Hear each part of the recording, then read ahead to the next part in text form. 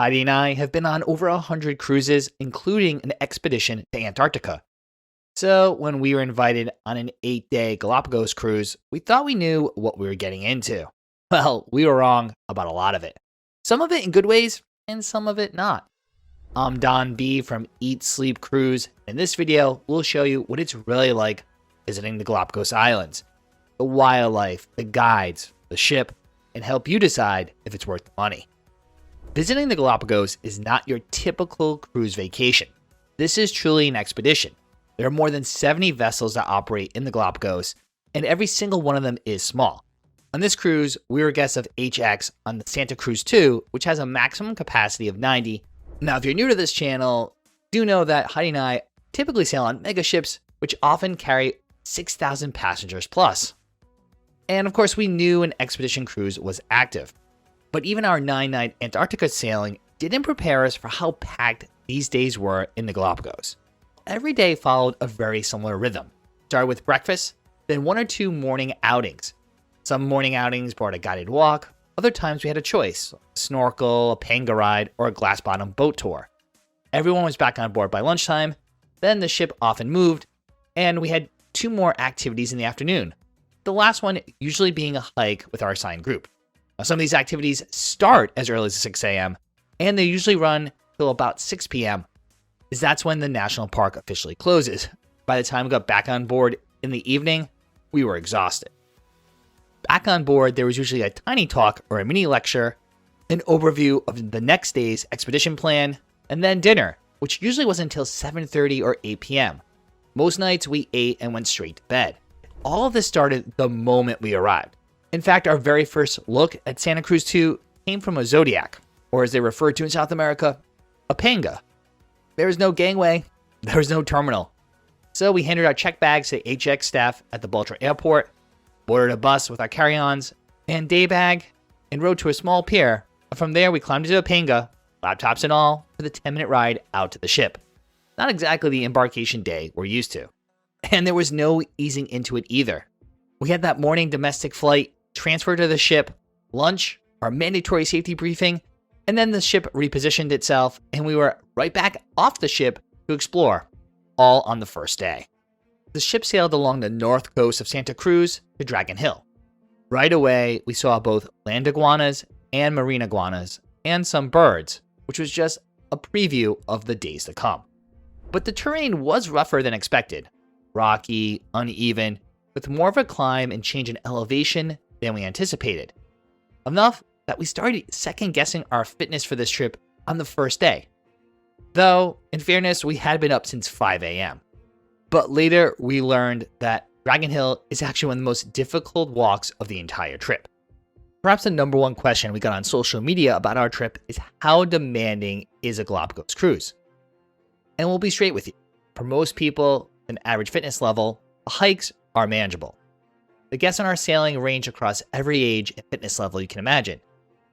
From young kids all the way up to an 87-year-old kept pace with our group the entire time. Depending on the island, the trails run over sand, rocks, and lava fields, so footing matters just as much as fitness. Most of the walks had very little elevation, except for that steep walk I did in Bartolome, which was about 400 steps. And even that was a staircase. And keep in mind, you don't have to do all the activities. Heidi skipped that walk entirely and took the panga ride instead. The big factor, honestly, isn't the terrain, it's the heat and humidity. Snorkeling is where conditions vary the most. Some sites had strong currents, but the guides adjusted constantly, changing the entry point or the direction of the swim based on the group's ability. But keep in mind, there are also some beach snorkels which have less current. Those with limited mobility would be able to do some stuff, but this is definitely not an accessible trip. There's no elevator in the Santa Cruz II. Every single landing means climbing in and out of a panga, often into ankle-deep water and onto uneven ground. So to do most of the outings, you need some baseline fitness and the ability to manage stairs. So be honest with yourself before you book. And that was actually just our first taste of Santa Cruz. Because of the way our itinerary worked, we'd actually come back here twice more, on day 3 and day 5, each time at a completely different landing site. Now, we were sailing on HX's 9 of the Best Isles route, which combines the western and northern islands into one 9-day trip. And that's the thing to understand about a Galapagos cruise. Every itinerary visits a different mix of islands, and each island has its own wildlife. The route you pick decides what you see. Day 2 brought 2 islands in one day and our first time in the water. Of course, Heidi loves going shopping before any cruise, but before our cruise, we did look online and bought hybrid water and hiking sandals, which we use for most wet landings and walks, and for the most part, they worked perfectly. Now for Isabela, we didn't actually go ashore. We are docked near Punta Vinca Roca, so all the morning activities were in the water. This is also the first time that Heidi and I divided and conquered on the trip. I did the first deep water snorkel of the trip. Heidi took a panga ride and then a glass bottom boat ride a couple hours later. Because honestly, Heidi doesn't snorkel, which you'll learn in this video. About half of going to Galapagos is about snorkeling. HX provides snorkeling equipment, including masks, snorkel, fins, and wetsuits. But I skipped the wetsuit. The water ran in the mid-70s Fahrenheit the entire cruise, so to me it felt like bath water. They also give everyone a life jacket, but tell you it's optional wear during your snorkeling. I wore mine for the first session, then ditched it for the rest of the cruise, so I could free dive and get better footage. The snorkel session ran about 90 minutes, which turned out to be pretty typical, and it delivered right away. Schools of colorful fish, an eagle ray, giant sea turtle, and our first swimming sea lion of many. In the afternoon, we moved to Fernandina, and this is the youngest island archipelago, and it looks apart. Raw lava, black and jagged, and almost nothing growing on it. It is also home to the largest marine iguana colony in the Galapagos, piled on top of each other across the rocks, close enough that you had to watch where you stepped. There were also some sea lions scattered along the beach too, including a baby that completely stole the show. And we did get our first sighting of Galapagos penguin, along with some flightless cormorants. These birds only exist on the western islands and nowhere else on Earth. Now, we were in search of the Big 15, and our guide pointed out a Galapagos hawk high in a tree. Even though I zoomed in with my iPhone, I couldn't really quite confirm it was a hawk, but it was a large bird in a tree, but it still was an eventful full day. Day 3 was our only full day ashore, and it was the closest thing to a traditional port day we had the entire trip. We started at the Charles Darwin Research Station in Puerto, the center of the conservation work in the Galapagos, and home to the giant tortoise breeding ground. From there, we had the option to take a bike ride to the highlands or a sugar mill, or a bus. Again, we divided and conquer, and I'll let you figure out who decided to take the bus and who decided to take the bike in the humid and hot weather. The second half of the day included a hearty lunch at a local farm called Manziliano, and then the part everyone comes for: giant tortoises in the wild. Now, it was a little rainy, but personally, I could not get enough of them. Massive shells protruding from the tall grasses. And these creatures were completely unbothered by all of us tourists taking photos and videos, just doing what they've been doing for 100 years. Now, Santa Cruz is the most populated of the Galapagos Islands, and it does offer some of the amenities you would expect at a port. There are several restaurants, souvenirs, and gift shops. And honestly, we were so exhausted already, we decided to head straight back to the ship. That's just how packed these days are. The one afternoon, Heidi could have gone shopping. She chose the ship instead. On day 3, the cormorants had Carlos as our guide for both the morning and afternoon activities, and essentially following that day, he was our tour guide for every guided walk. And while we did have other tour guides for different experiences, Carlos was amazing. And this can't be said enough that the one thing that surprised us the most is how much the guides shape the entire experience. Every landing in the Galapagos happens with a licensed naturalist guide on a marked trail. That's national park law. At no point are guests allowed to wander off on their own. This includes snorkeling and beach activities, where the guides are always around to make sure you're staying within a designated area. And honestly, this turns out to be a good thing. Carlos was the highlight of our trip. Like most of the crew, he was from the Galapagos. He was a wealth of knowledge, genuinely passionate, and you could tell how much he cared about this place. He got excited every single time he spotted wildlife, and he never ran out of things to explain. On the optional outings, the guides do rotate, so we met several over the week. We especially enjoyed Alex, who guided us at Post Office Bay, and Annie, who hosted a bunch of the panga rides. Day 4 was an early start at Floreana. We were off the ship by 7:30 a.m. at the Post Office Bay. Now, this is one of the odder traditions in travel. Whalers had set up a wooden barrel here back in the 1700s so passing crews could leave letters for others to carry home by hand.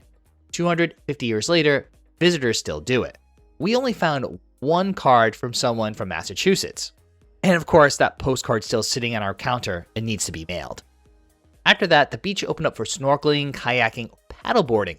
Now, Heidi decided to relax on the beach, while I opted for kayaking. It was a calm morning, not much wildlife, but paddling around the cove was its own reward. But the afternoon more than made up for it. In the afternoon, I decided to do deep water snorkel at Devil's Crown, a submerged volcanic crater the guides called some of the best snorkeling in the area. At first, it didn't really live up to it. On our first couple stops, we saw some fish and a hammerhead shark down in the distance. Then, while we were moving between sites, a massive pod of dolphins came through. There had to be 100 of them.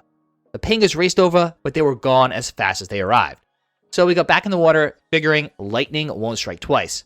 But then, within minutes, someone yelled, "Dolphin," and a second pod came right through us. They swam between 40 or so snorkelers while I tried to hold it together long enough to get the footage.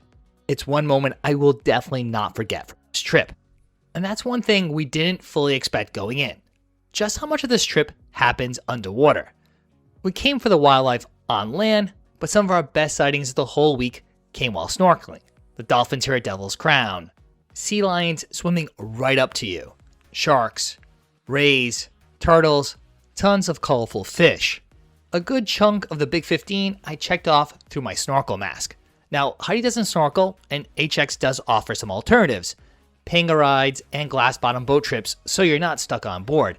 And they were nice, and she still did see some things, but we'll be honest, they didn't quite live up to what you see if you're actually in the water. So if you've never snorkeled or you're rusty, it's worth learning before your trip. Even just getting comfortable in the water beforehand will make your Galapagos cruise that much more memorable. Back on board, I met up with Heidi for the afternoon hike. The trail runs along sand dunes dotted with sea turtle nesting sites, and with frigatebirds circling overhead looking for a shot at the eggs. Further inland, flamingos were fishing in an interior lagoon. It was one of our less scenic walks, honestly, but Carlos, our guide, took the time to point out the flora and share how he became a naturalist in the first place, the kind of thing that made these guides very special. HX Expedition offers various itineraries, so day 5 was actually a turnaround day for some guests leaving the ship. So we were back in Baltra in the morning, and since we were staying on for the second half, we finally got a rare thing on this trip, morning to sleep in. Still, the guides hosted a number of educational opportunities in the morning. We could learn more about the fish and birds we had been watching, as well as participate in citizen science sessions on the sky deck. Afternoon took us to Bachas, a soft sandy beach on the north shore of Santa Cruz. I did stay on the beach while I did some snorkeling. A lot of the same creatures as before, I say that like it's a bad thing, but I did get up close and personal with a sea turtle, which made my afternoon. Afterward, we did the walk together along the coast. Sally light-footed crabs everywhere, bright red against the black rock, and flamingos in the lagoon behind the beach. Day 6 we spent entirely on Santiago, and it turned out to be one of the best days of the trip. We started with a panga ride along the coast of Buccaneer Cove. All of us cormorants together. The rock formations here are the draw. We spotted some seabirds on the cliffs and a couple of fur seals lounging on the rocks. Now, of course, they're called fur seals, but keep in mind they're actually sea lions, as there are no seals in the Galapagos. A few dolphins swam past our panga and we tried to follow them, but we were no match for them. Honestly, the panga ride was a little uneventful, and then the snorkeling more than made up for it. The skies were slightly overcast, which sounds like bad news, but it's actually the opposite. Visibility was perfect without any glare from the direct sun. There were colorful fish everywhere, a Galapagos sharks cruising below us, and then a young sea lion swam right into the group, twisting and rolling and showing off like he knew he had an audience. And honestly, he swam in between our group of roughly 12 snorkelers for at least 15 minutes, and it seemed like he was having just as much fun as we were. In the afternoon, at Puerto Egas, I skipped the beach snorkel. I had some work to catch up on, and after that amazing morning, I wanted to see my footage. But we did do the late afternoon nature walk, which was equally eventful. A massive land iguana pose, like it had posed before for other guests. Manta rays leaped out of the water off the beach, but too quick for my camera. Fur seals lounged on the lava rocks and didn't care that we're getting up close and personal for pictures. And we spotted a blue-footed booby. Don't you just love it when cruise lines put the earliest and most packed day of your cruise towards the end of the itinerary? Well, day 7 had the earliest start of the entire trip. A 6:10 a.m. sunrise walk. Rabida is a red sand island. Iron in the volcanic rock gives the beach a deep rust color that almost looks fake in photos. Despite the early wake-up call, Carlos was in his element. He walked us through the different cacti and plant species lining the pathway. Wildlife gets all the attention out in the Galapagos, so it was a nice reminder that the plants have their own story in the archipelago as well. There are also flamingos in the lagoon behind the landing spot, and the ship anchored offshore, made for some iconic photos. Later in that morning, I did the deep water snorkel, and it delivered again. Turtles, sea lions, starfish, and another playful sea lion. In the afternoon, our ship sailed to Bartolome. I did the beach snorkel first, and our panga pulled up just in time to find Galapagos penguin sitting on a rock. He picked up a friend a little later on. Below the surface, a giant sea lion, sea turtles, and sharks. Then came the climb. Bartolome's summit viewpoint is a steep ascent, a wooden staircase of nearly 400 steps up a volcanic cone. Heidi skipped it, took the panga ride around Pinnacle Rock instead, which is exactly the kind of option that makes this trip work if you're not up for every single activity. On the way up my walk, we stopped at vantage points to learn how the island formed and how the lava fields took shape. And a fun fact, the movie Master and Commander was filmed here, which turned an already iconic spot to an even more famous one. Our last day of the cruise was in Genovesa, which is known as Bird Island, and you can guess what we saw here. That morning, we actually shared the island with another ship, so we flip-flopped landing sites with their guests all day. Our morning stop was Prince Philip Steps, a dry landing at the base of a steep rock staircase, which we climbed to reach a flat trail across the top of the island. The path was lined with birds, and they could not have cared less that we were there. There were different finches, Nazca boobies building nests right at the edge of the trail, red-footed boobies tucked into the trees a few feet from our cameras, frigatebirds, storm petrels, and plenty we couldn't spot, including the elusive short-eared owl. But somehow, someone in another group did get a photo of it. The afternoon walk at Darwin Bay was shorter and flatter. There are more frigatebirds, and this time we finally caught a male in full display, the gullier pouch inflated into a bright red balloon under his throat.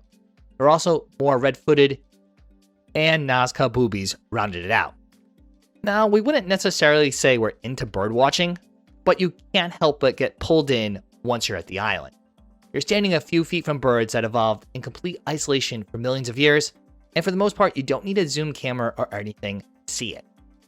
And of course, it wouldn't be a stop on a Galapagos island if there weren't more Galapagos sea lions along the shore, including what might be one of the cutest pups we saw all week. And here's the thing about the Galapagos. Even though we went to 8 different islands in 8 days, it never once felt repetitive. You always saw different landscapes, different plants, and different types of animals.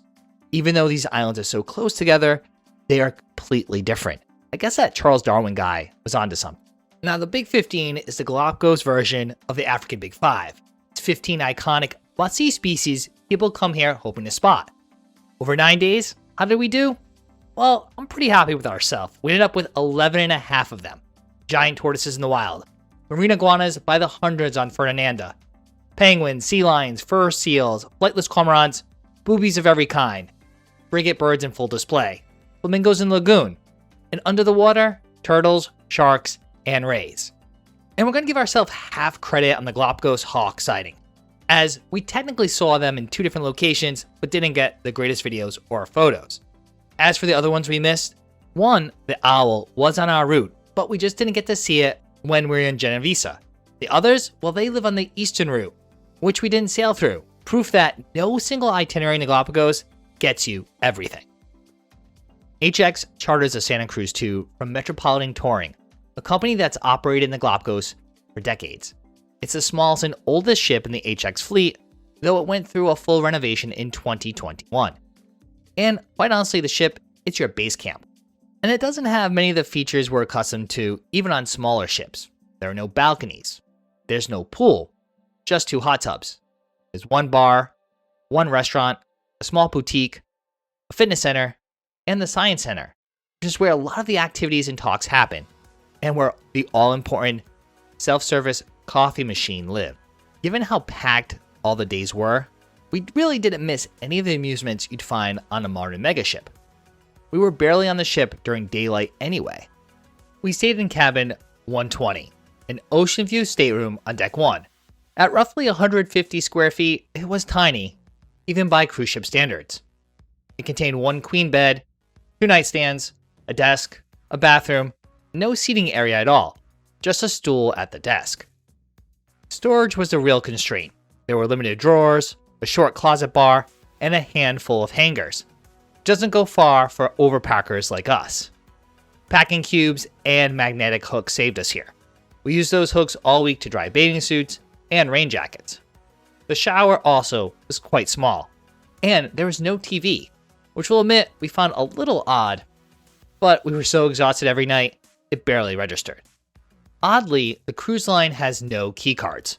The room locked from inside, but you couldn't lock it when you left the ship. Apparently, that's common on small expedition vessels.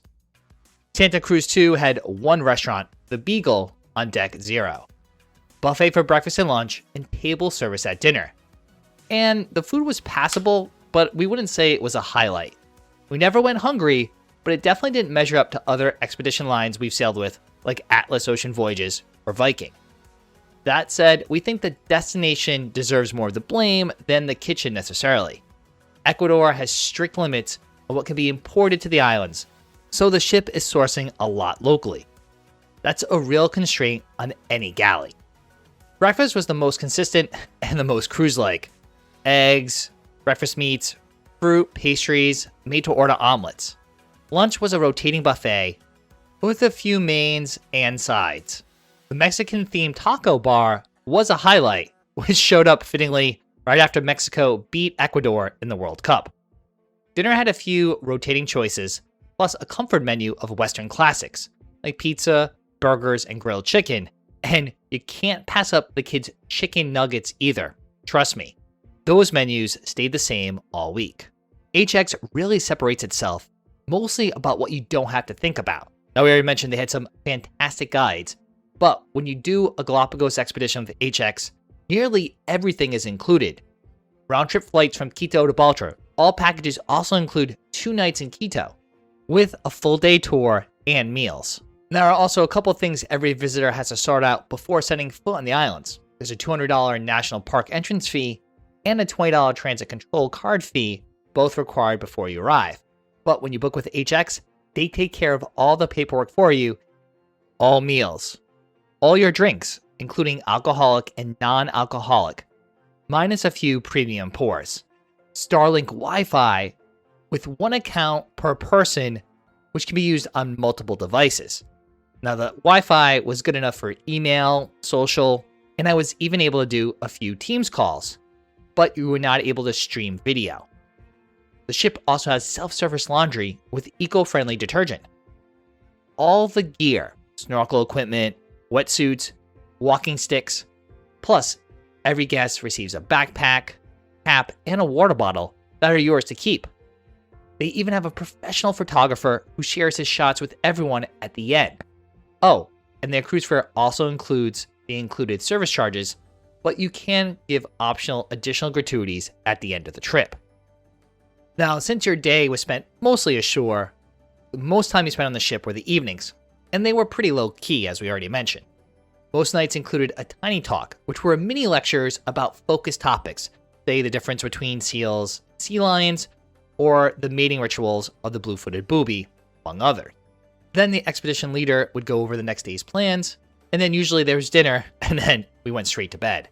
We thought we would miss some of the nightlife of a cruise ship, like live music and trivia. And while the bar did stay open till 11 p.m., we only made it up there a couple times. Heidi and I willed ourselves up there to get espresso martinis one night, but lasted maybe 15 or 20 minutes. And then I joined a couple other fellow cruisers one evening to watch the end of the Ecuador-Mexico game, which honestly was a lot of fun. Now, of course, this trip isn't for everyone. Book it if you want the wildlife to be the entire point, not just a stop along the way. If you're okay with early mornings, several outings a day, and very little downtime. You'd rather have an expert guide than a balcony. You value all-inclusive pricing, and if you're willing to get in the water because half this trip happens when you snorkel or swim along the beach. It's also fantastic for families and multi-generational groups. We've actually surprised how many kids were on board. HX offers more interconnecting cabins in the region and kid-friendly programming. But of course, it isn't cheap. Depending on the line you're looking at, they're roughly $800 to $1,500 per person per day, and HX sits somewhere in the middle of that range.